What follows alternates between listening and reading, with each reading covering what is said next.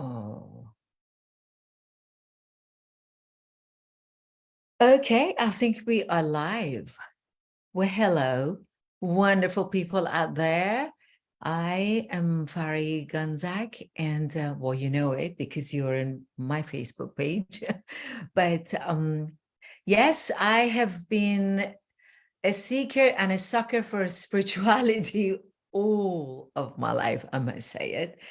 I don't have much of a filter. So if you're very polite, please forgive me. I don't mean to be rude. I just mean to be me. That's the way it's always worked for me. And being the fitness trainer, being the coach, life coach, relationship coach, being a martial artist, all of that for so many years, I just always realized how much, if you really go deep down, how much spirituality matters in everything we do in life. I'm not talking about religion, and I'm not talking about being religious. I'm talking spirituality. And I always love to talk to people that they are like me. We're like-minded. We have the same mindset. And it's amazing that we find each other all across the globe, coming from across the globe. Here's I coming from Iran, and my beautiful friend Olga Campora coming originally from Czech Republic, and finding her so delicious and delightful and joyful. And I thought, we need to go live. People have to see this. And Olga is a 1,500, I think, hours of, is called the ERT. So it's, I'm not going to say what she said. She told me it's the registered yoga teacher, but I forgot what the E stands for. You have to fix me, Olga, when you come and talk. And a brilliant yoga teacher lives with her wonderful husband in Maryland. They have two beautiful boys. I saw one of them is just got graduated. Boy, is he a hot tamale. My goodness, you're lucky.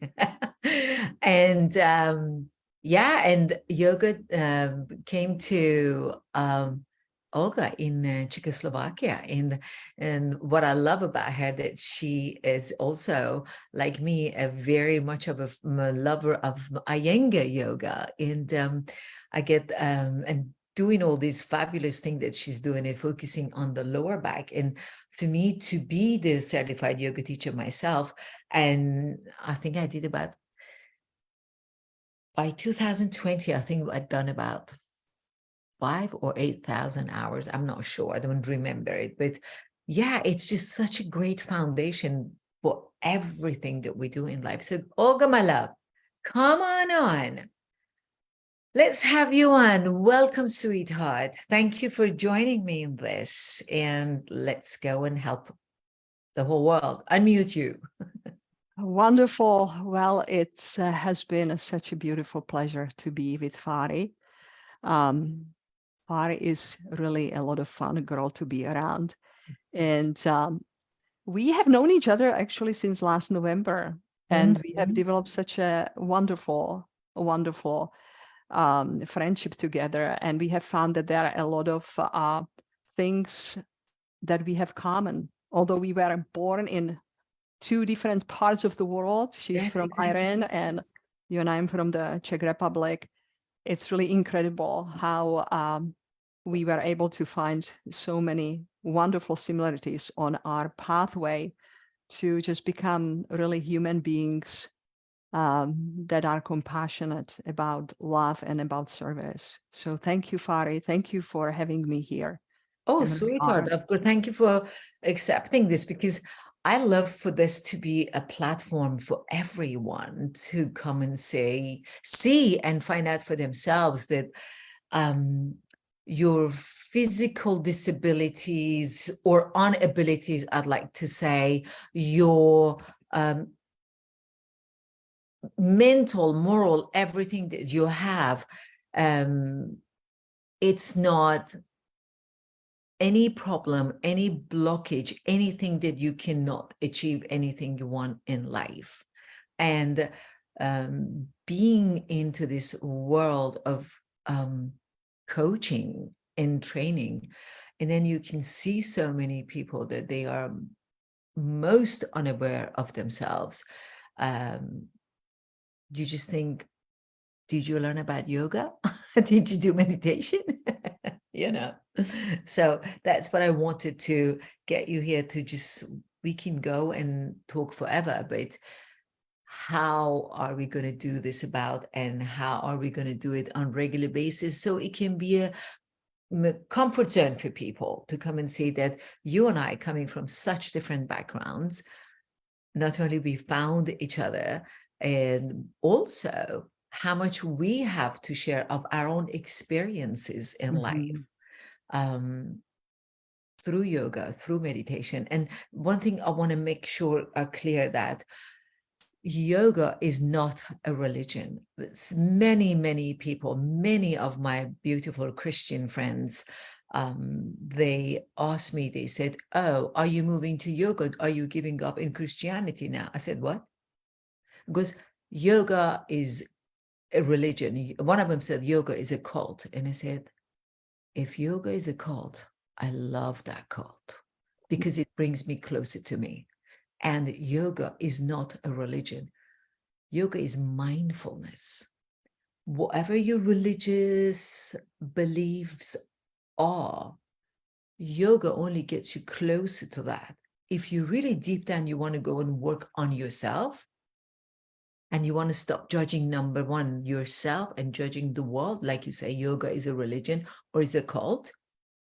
Yoga is only teaching you mindful set. Am I not right, Olga? What have you got to say on that? Absolutely. I would actually just quote a very famous yoga teacher that is really well known all over the world in yoga field, and he has passed away. But if I say his name, a lot of you who have a little bit touched on yoga, you will recognize who he is. His name is BKS Iyengar, and a lot of actually famous and well-known yoga teacher here in the United States, as well as in the world, really come from his foundation, and then of course then started and discovered their own pathway, how they want to share yoga. But I would like to start with the quote that he says that yoga teaches us to cure what need not be endured and endure what cannot be cured. And I really love this quote, okay? And the reason why I love it is that first part, yoga teaches us to cure what need not be endured, is we many times have so much of a baggage within ourselves, starting with the physical things, stress, anxiety, just not knowing how to just kind of manage our thoughts. Yoga is fabulous. Yoga is just kind of, like this beautiful toolbox that you can open up. And as you start using different tools in yoga, and can be first for most of the people, it is asana practice. And only if we just take asana, besides other practices that are there, is I have seen over the 35 years of my teaching experience how immediately it can be just only one session, one class, and people just are totally blown away, how they calm down, how they feel grounded, how they feel more just, present. So that is that, first part actually just kind of that quote, that yoga teaches us to cure what need not be endured. We don't have to just kind of, really deal with the level of the stress or anxiety or anything like that on such levels. Life is going to always bring those things, but yoga actually can just, bring us those tools, how to manage them and be maximum proficient. And the other part is so beautiful, and that is that yoga teaches us to endure what cannot be cured. So, we have a lot of people, you are also a yoga teacher and fitness instructor and coach, right? Sometimes you have people coming to you and that there are simply some sort of just kind of maybe conditions that we cannot alter. It's just like, if you have only one leg, you have one leg. You still can do yoga though, right? But it's just kind of, that's what it's that, beautiful part, the second part of his quote is that yoga help us to endure what cannot be cured, making peace whatever that is. So I really love that. I don't know what you think about that. You can Oh, just 1000%. Mr. Iyengar. Oh my goodness, Mr. Iyengar. You were just talking about, and I call him a Mr. Iyengar because I had a pleasure of actually meeting him. I started with Iyengar yoga. I started with Iyengar yoga zillions of years ago. God, when was it? I think it was I came to America 1998. So I think it was 1994, 1995. But then he came to America in UCLA. It's called, God, if I remember, Rose Hall, something, whatever called, in UCLA. And they were like 5,000 people there. And this magnificent human being walked in, and he was in his probably late 80s, because he passed away at the age of 98, didn't he? So it was in mid 2000, he just walked in, and the way he walked in, I mean, if you dropped a pin, you could hear it. 5,000 people were there. And this wonderful man came in, and the way he presented himself and the idea of yoga. And at that time, I had not gotten my black belt yet. I saw him, and then I got my black belt. That's what it was. And I took that principle on the day of my black belt. I took it in. I have no idea. Good old days, they didn't have. I was 46 years old when I had my black belt in Taekwondo. And there were no videos, a new camera and stuff like that. You know, you could only text a page at that time. It was here in America. And nobody videoed me. Nobody came from my family. But my kicks and my movements and my punches were so strong and so accurate, not because I was a great kicker and a puncher, because I had Mr. Iyengar's words and principle behind it. And it was so fantastic when he said, you don't have to endure the pain. That, you know, people get that in the wrong way as well. Like, I've had so much pain on my knees. I ended up having 7 knee surgeries because I didn't do the principles that Dr. Iyengar, Mr. Iyengar said, you've got to do it. And this was after it, you know, and why nobody was there to teach me that. And that's why today you and I become so much more compassionate about people getting hurt, not getting hurt. How do you heal yourself through yoga? And it's not just physical, it's also mental, it's emotional roller coaster that we go throughout the day. And if we really don't stick to our practicing of yoga on regular basis, I cannot be in a serene mind as a coach. How do you feel about that? Yeah, Olga. Absolutely. And again, if we can a little bit just keep bringing Mr. Iyengar in with some other thought theories. Of course, I, could quote any other people, but since we started with him, because I really honor this man, he just, Yes. his knowledge and passion that, he had for yoga, and just the legacy that he, left is pretty remarkable. One of the things that just kind of, he said, and I really truly resonate with that beyond just kind of, just only yoga practice, is that he just says, focus on keeping your spine straight. It is the job of the spine to keep the brain alert.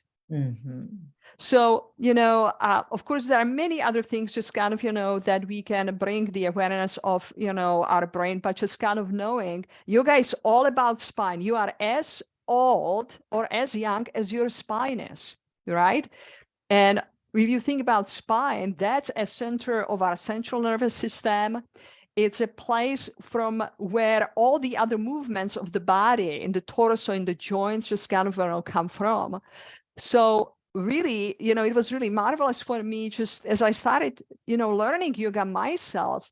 I think that was one of just, really pretty kind of, amazing, experiences that I have had, that after practicing all different kind of poses, and yoga is just so different from other movement, because what you do, if we took like a hatha yoga, which is kind of alignment based yoga, where you take a pose, you stay in a pose, right? But what is really incredible is not only just kind of put yourself in a pose, but what is happening. He says that each asana is like a prayer to my body, right? Totally. Yes, right? So what happens is just kind of as you put yourself in that pose, something starts shifting within you. And definitely what he's saying, it is the job of the spine to keep the brain alert, right? It's just pretty amazing because, if you think about it, how hard it's just kind of, to do a meditation when we cannot keep our spine alert. Of course, we can do it lying down on the back, or even when you are coaching, you need your brain, believe it or not, right? You cannot stay with your clients. So just knowing how yoga is really wonderful in a sense that as it helps the spine to become strong, healthy, and supple, that it just kind of affects the nervous system, and it helps our brain just kind of, be more alert, more awake, and more present, right? So I really just kind of like that. I love the fact that you started from the spine and you talk about spine. And when in yoga, they talk about chakras, and it's all, and chakras, people think that when you say chakra, it sounded like so, or voodoo, something unbelievable. Chakras are the energy sources. Right. Chakra Right. is just energy. Think about energy. And then when you think about the chakras, the 7 chakras, is that the 7 sources of the energy, that it starts from your tailbone and it goes all the way to the crown of your head, is all on spine. And each and every one of it resonates something. You always say, oh, I listen to my gut feeling. What is that? That's your solar plexus. Mm-hmm. Right. Like when they said, oh, speak your mind up, speak your thought, it's your throat chakra. That means speak from the energy of your throat, speak your truth. Yeah, people speak their lies too. People speak their anger and frustration as well. But if you're not practicing the yoga in a proper way, like when the yoga that I'm used to is a vinyasa, you move from one move to another, but then of course you hold it for 10 seconds, 15 seconds. But Lord, try to keep it like, I was coaching my client yesterday, and I just like, so she's like so frustrated, and she's a doctor. So I said, look, this is what we do. And I just put her, and I said, put the camera down on the ground, and then I just put her on a plank pose. And then as she's on a plank, plank, for those who don't know, you're on your toes, your body straight, hands down on the ground. It's like you go on all fours and you begin to stretch one leg at a time, and you flat. Mostly people do that with the arch on their back. So they're causing more problem on the back. With the shoulders are going like this to the back, that is like, see me from behind. The shoulders are like that, Mm-hmm. All I said, okay, now push between your shoulder blades up. And then she says, oh my God, I felt it. Oh my God, I felt it in my vein. I said, exactly. That's yoga for you. That's yoga that connects you to every bit of your body. When you do every pose that you do in asanas, that you do in yoga, you are working your 7 chakras, your 7 sources of your energy. So when I get frustrated, when I get angry, when I'm tired, when we've been driven a long time, we've been driving it for so long time, I want to come home and I want to put my yoga mat down and I want to do yoga. And then I continue with my other workout. Yes, I'm a crazy pickleball player. Love it. Then I run in there and I do that. But I've done my knee replacements a year ago. Sadly, it's taken some of my movement out of my body, some of that flexibility that I used to have, because it's no longer me. There's a big piece of titanium in there, and titanium doesn't have feeling in it. So I've moved it. I've done so much better. But this is what I'm trying to tell people, even when we coach, if you agree, is that when we say go within, when we say let's be creative, when we say be the commitment that you say you are, it all comes from the principle of recognizing yourself, being within yourself, learning about yourself. If you start having a little bit, 5 minutes, 10 minutes of yoga a day, it takes you closer to yourself. I feed this between my coaching time always with people, or they come and they're exhausted, and I just say, okay, let's do arm movement, and I just get their energy back in the room. Don't you agree with that? Absolutely. And I would just kind of also share an experience of one of the gentlemen that I've been working on. He came with the back pain, because that's kind of, my area of, really helping people with chronic back pain. And he came and he was very hesitant about yoga. His girlfriend, she loves yoga, and she's been doing yoga for a long time. And she wanted him to really try it. And, I could tell that he didn't know really exactly what to think about it. But he then made a commitment that he's going to come, for about, 6 sessions. And as, we were progressing the work with him, I could always see that at the end of the session, after we did what it's called Shavasana, the relaxation, and he sit up, it just totally different face, totally different, just kind of, like thing. Now, I asked him, it was about a 5th session, and he just told me, I cannot tell you, Olga, how I am just blown away how much this is helping me. And I just told him and asked him, could you tell me what is just kind of, like the most takeaway thing that you have had this past just kind of, 5 weeks? And he just said, breathing. And I was really surprised, because I would say he would like, a bridge pose, or, a warrior 1 or 2, or whatever what we were doing. But it was a breathing. He just said, nobody ever would be working with me and constantly just kind of helping me to be mindful of breathing. And he just said, and of course we did some very simple also breathing techniques together, just to teach him, the very basic way how we breathe in yoga. And he just said that just was like completely kind of like a change of the mindset about the whole pain that he kind of was experiencing about just kind of, his back. And, and it really, honestly, it took me by surprise, because I felt like we did only pay attention to the breathing, maybe just, 10 minutes of the session. And the rest, about 40-minute session, was just, working physical asana practice.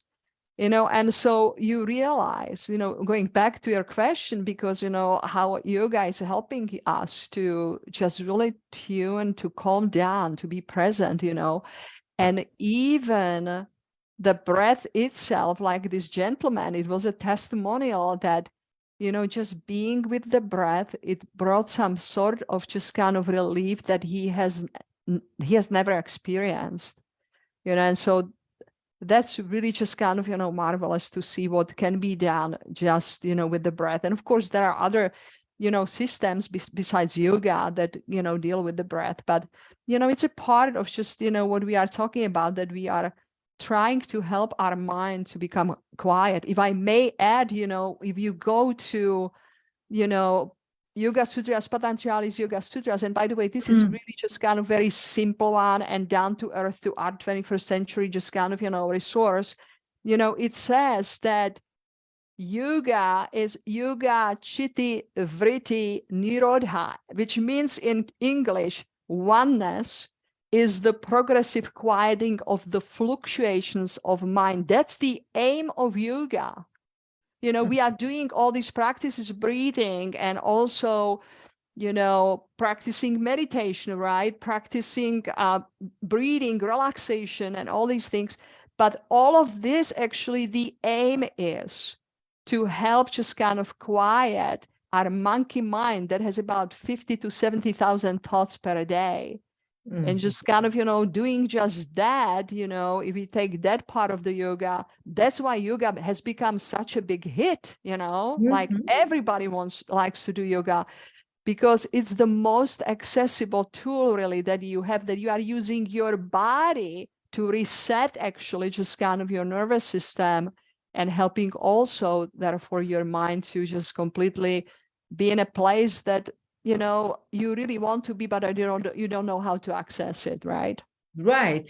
And when your client said about the breathing and said is breathing was the part that it was so important to him. Everything you do, you have to breathe, but you don't focus on it until you're doing the yoga. And I love, honestly, I mean, people are playing tennis. As I said, I played tennis for, no, I didn't say that, but I played tennis for 35 years and I didn't play anything. And then I do the pickleball now, but none of it. I see people, they fall left and right is because they're not breathing enough. If you breathe in a proper way, then the fall stops, the damages stop. And Dr. Andrew Huberman is big and huge. I love this young chap. And he talks about how much the power of the meditation in everything that we do is so effective on getting us to go to wherever we need to go. But why is that meditation is so effective? Because you focus on your breathing, because meditation will take you to your breath. When you're working on the computer, whether you're a designer or you're a lawyer or you're the janitor, whatever you do, you clearly are not focusing on your breathing. It's just something automatically you do. When you're driving, you don't focus, okay, now I put my foot here and there and I turn that. You just do it automatically, right? But how do you slow down? And that's one thing that I'm sure you're like me, we love to teach our clients as their coaches, as their teachers of yoga. How do you slow down and you respect you by focusing on your breathing outside of being in a yoga, on a yoga mat and spending time doing yoga so you can become a better designer, so you can become a better writer, a lawyer, a doctor, a mother, a husband, a sister, a brother. Because when you do the yoga, it takes you, when you leave the yoga mat, it's like somebody else is left. And if you could look at the yoga mat, you can see how much, I love to call it in a very humble way, how much dirt and mess is left on our yoga mat, because we took that with us on the yoga mat. We leave it there, and a fresh of you is now walking out into the life to deal with the life. Because whilst you were doing the yoga, you were meditating, you were breathing for however long you do it. You cannot go from one pose to another, and especially yoga that should be done with your mouth closed, that you're breathing from your nose and through your, I mean, you breathe constantly from your nose because your mouth is closed. How else can you find ways that you can drop all this mess of the day, drop the negative energy down in there on a yoga mat, and when you leave, you go with your self-love, with your self-worth, with your self-awareness, with your positive energy. Your mental, your emotional, your physical, everything is rejuvenated. As much as I love tennis and pickleball, when I leave the court, I feel exhausted. When I get out of the swimming, and I've been swimming for so long, I am exhausted. I leave the gym, I'm exhausted. But when I leave my yoga mat, I feel rejuvenated. It's something else that is in yoga, which I love to feed it whilst I'm coaching people. And I just put people in it and I said, let's do that. Let's change the volume, but let's shift you in your thoughts and in your mind. I'm sure that's what you do. Yes, I think you are hitting a nail, on a head, because it's really beautiful what you are sharing. What you do with a client that has simple difficulty, maybe to pay attention or just to really zoom himself or herself in the session, you actually are using the body to help them to get grounded, right? You are either it's, like we are talking about the plank pose, with the client that you have, or the breathing, right? And I have been doing it quite a lot because people come and they come from all the way, just, from the office, from all the phone calls and traffic and blah, blah, blah, blah, blah, and they are not ready kind of, like go and dive in, so I always just, like to start with something that it's, and it's the same thing with me, something that is just kind of, really quieting me. I will tell you just you are asking me how to do it, outside of the yoga practice, right? Because we are not 24/7 doing yoga poses, zipping in the car and trying just kind of do headstand, right? It's not possible. But I think, what I would say though, that as we choose, to be really mindful in searching in our life, what is calming us down? And of course, it's not only yoga. It can be many other things. We have met today just kind of discussing yoga, so we can stay with that, okay? But I just, want to know, it's just, yoga is not for everybody. So find something that is helping you just kind of to get in touch with yourself. What is it, So, like I will share that, like with me, sometimes, the day is busy and I just get myself, a little bit getting anxious.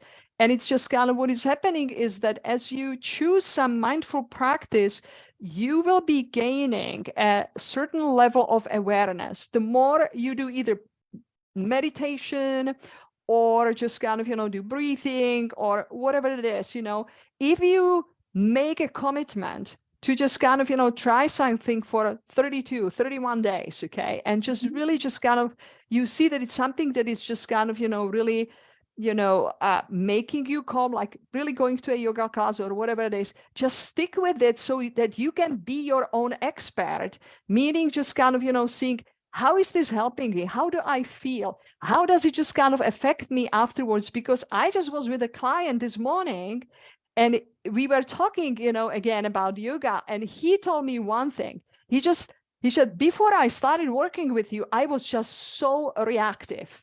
Everything ticked me off. Somebody just kind of cut me off in a traffic. You should hear the language inside of the car, okay? Or just, something, unexpected happened, or somebody was just mean to him. He just said, what I have been noticing is that I am becoming less reactive, okay, and more being just kind of present to myself. So I think this is something what is so beautiful. This is why I love doing yoga. I like to do other things, but I will not tell you guys what, but I like to do other things than yoga. But, I just want you to know what is helping me during the day as far as yoga is that I am tuned into myself, especially into my body. And I know when my body is giving me a language or a sign, you need to slow down. And the slowdown can be just as easy as just kind of sitting up and breathing or laying down at my yoga studio in a pose, the relaxation pose for 15 minutes, okay? Or I might come at home and I just kind of, have whole my room set up just for a special restorative pose. And it's the first thing that I do, I just have a little bit of water, go to the restroom, and then just kind of am in 15, 20 minutes. And it's just complete. It's just like amazing. It's like, like a big, just kind of, like shift inside of me. But of course, when I don't have that, chance to do it, like when I travel, I'm on an airplane and stuff like that. It's just I'm being creative, like I am just, going into the hallway by just kind of, the restrooms, and I just kind of, stretch a little bit. I'm just constantly just kind of tuning and asking, how am I feeling now? Does my body need a little bit just kind of, some time off, okay? And it doesn't have to be only something momentarily, but just taking time, just kind of also, does my body and mind need vacation? Can I plan that? So becoming really just kind of, like mindful. That's what I think that yoga has really taught me. That's the greatest gift that I have received from yoga. Just being tuned into myself, understanding the signs that my body is giving me and realizing what they are and how I could take care of myself. It's the greatest gift that I could just kind of could ask, from yoga. That's fantastic. Just like how I mentioned before, I said, It's the mindfulness. Right. It's the mindfulness, is the idea of the love, the self-confidence, the energy, and the self-worth that half the world is suffering from. All of that it comes like when you regularly go to a yoga place, or most, I don't want to say all, but most of yoga teachers, when you look at them and they walk in the room, you see they're walking in with a special grace, you know, and it's not that they're bodybuilders. It's not that they have the most fabulous physique. It's the energy that comes before them and after them continues walking in the room. It's what we all pick up from. You can do every workout in the world, as I have done it and I have taught it. From the Pilates to the kickboxing to the swimming to weightlifting, you name it, I did it. But nothing gave me all in one package like yoga did. And we're not selling yoga to you guys. We're not making money out of talking about this. We're just sharing with you. When you have a busy life, one of the things that helps you, it's your breath. When you focus on your breath for a period of time, that is called meditation. When you have that meditation, that when you do yoga, you have it throughout, and sometimes you go out of it and you come back into it. But the whole idea of the mindfulness through your breath, through that meditation, when you leave the mat or whatever you do for however short that you're doing it, then if you're attacking food, then you don't want to do that as much. If you're attacking the alcohol, then it hinders you from it. If you are picking up that cigarette, then you might pick it up for the 10, 15, 20 times. But if you do this repeatedly, then you notice that I need less of it. Whatever, if you're a gambler, if you're a sex addict, if you're a shopaholic, whatever it is, when you do that in a regular basis, then you feel more serene within yourself so much that you don't see the need for it. And every workout, the football, the soccer, everything is brilliant. Go for it, no problem. But to get you into your mindset, because sometimes when they're a champion of baseball or volleyball or whatever it is, pickleball for that matter, because I'm so involved with it, when it gets into people's head. But when you get some of this in your life, it brings you out of your head and it puts you in your heart. Right. That's the whole purpose. That's the whole dilemma. And that's what I love to, if you agree with it, Olga, that you and I would go and do this on regular basis every, I don't know, couple of weeks, every 3 weeks, once a month, or whatever. We can come and we can talk about it. We can get people to join us, perhaps later stage. We will be doing it if we get a good crowd in that they are interested to learn from us. We will do a Zoom link and a registration. What do you think, darling? I think it's fabulous. And I would even give just kind of, our listeners today a challenge.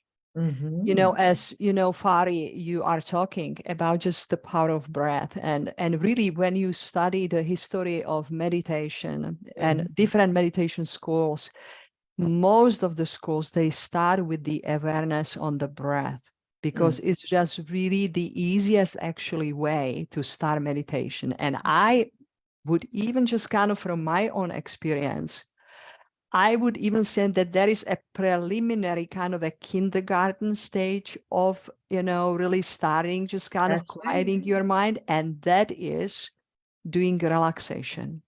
And I would like to challenge our listeners today, just for next, like 21 days, if you can every day take 20 minutes just to relax, you will be blown away. It should not be less than 20 minutes, okay? The 20 minutes is just the minimum and very special mark for the nervous system to really calm down, okay? Can you make an appointment with you for next 21 days that you will just take 20 minutes and just practice relaxation. Now you might say, Olga, Fari, well, I don't know, I don't do yoga. There are so many apps. Go on just kind of, anywhere, just kind of, on the internet and find just, relaxation for 20 minutes, and you will get it. If you need any further help, you can kind of reach out to us, to Fari or me, but really finding 20 minutes relaxation, it should not be any big deal. There are so many apps. It's so many on YouTube. Yes. But I would like to challenge, our listeners to really try it. And I promise you that if you go on this journey of 21 days doing relaxation for 20 minutes a day, you will experience an internal shift and a change in your mind and in your body and the levels of the stress and even chronic pain that you will be totally just kind of amazed. It's going to be like a miracle. You might not be cured, of course, but you will have a completely different mindset.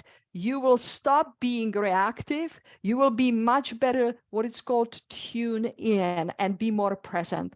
So that's a challenge that, I really think that Farid would be always good when we are together. Absolutely. That we can give something just kind of, to our listeners, because I want to let everybody know I have done that challenge and it has profoundly changed my life. There is just simply something amazing. If it's not Shavasana relaxation, just go get the legs up against the wall for 20 minutes. Okay. It doesn't have to be anything, right. But really relaxed for 20 minutes. You can do it the first thing, just kind of when you come back from work. You can do it at the end of the day. It doesn't matter of the time of the day you do it. Just look at your calendar and just first thing what you do, and you always should do when you are making your plan, is first schedule how you can take care of yourself. Because what we usually do is we have all of these meetings, all of these things to do and this and that. And we kind of like fit ourselves, somewhere in the places, and then we cross it out because we don't have a time. What is much more powerful is just kind of as you look at your weekly calendar, is first make appointment for yourself. Put those 20 minutes there, and it's just like appointment with you. It's just like appointment with myself, and then do the rest of just kind of the calendar. That's another kind of, a suggestion that I would have how to do this, because people say, well, I don't have 20 minutes. You do. You can make it. You make time for your shower and for your hairdo and for your nails. You can make that 20 minutes in a daytime. It's nothing. When you say that, I remembered when the gym was open and I was working in the gym all day long, and I would be running to the yoga class. So I will be there 15-20 minutes before, put my mat against the wall, lie down, put my legs up, and I would fall deep asleep. They would come and wake me up. I was snoring away. And I swear to you, when they woke me up and I started yoga, I was old girlfriend energy, and I was like so with it. And when I walked out of the yoga place, I felt like I was a foot taller. I felt like my whole body was my lungs. I'm breathing deeper and bigger. Yeah, that's what I mean. Love the challenge. I just want people to, if they really get on this challenge, you will be amazed. Let's do it. What kind of a bounce of the energy you will have, even, and especially try it sometimes after the work when you are totally exhausted. Yes, that's the best of it. You will get up after 20 minutes and you will not believe what kind of an energy you will have for the rest of the day, and how it's going to change there for quality, how you show up for yourself, for your spouse, and for your family. Come on, friends, let's do it. I think it's great because I do yoga on a regular basis. So I can't say, oh, well, I'm going to add on to it, but I'm going to add on to it. I'm just going to do this. So let's do it, Olga. Let's, the two of us, do it so we can encourage them, and we can do it. Mine is always going to be in the afternoon after the all day of being in front of the computer and all of that. And I'll do that 20 minutes. And I hope you all do it and you write it down, and do come here. Give us a report. Let us know what you felt on the first day, second day, and the third day. And let's make this world of ours a better place to live. It helps your brain. It helps your nervous system. It helps your being all together. You become something else, somebody else. If you cannot commit 20 minutes a day. 24 hours a day, we have a night all together. If you cannot commit for 20 minutes a day for yourself in the afternoon, what else can you commit yourself to? This is all about you. When you go to in the plane and they say there's a problem in the plane, they said first put the mask on your face. That is putting the mask on your face and save you 20 minutes a day for the next 21 days. And what would that be 21 days after today? Oops, I dropped my book. I'm looking at the time.